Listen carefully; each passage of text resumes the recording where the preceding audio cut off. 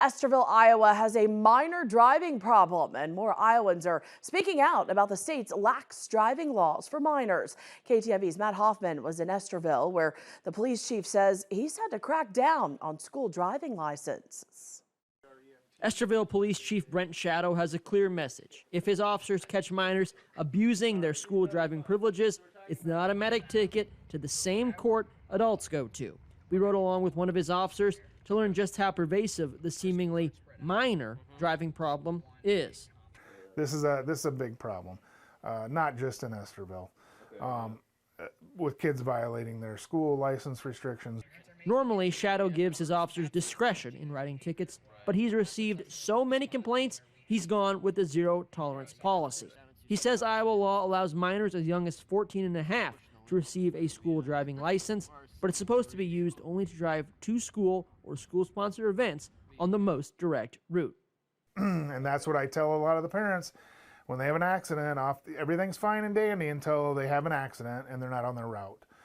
There are numerous consequences for minors who receive a ticket, including insurance spikes for parents, 30-day or more license suspensions, and even the inability to get youth restrictions dropped on a full license.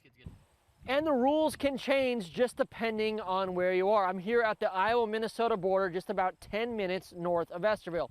Here on the Iowa side, it's fairly easy for minors who aren't even 16 to get at least some type of driver's license. But if you take just a few steps forward here into Minnesota, that task is much more difficult. But if mom and dad are allowing it, are they thinking about the consequences? The kid's going to be walking at least for 30 days, if not more. Insurance rates could go up and could get canceled. We don't think about all those things. In Estherville, Iowa, Matt Hoffman, KTIV News 4.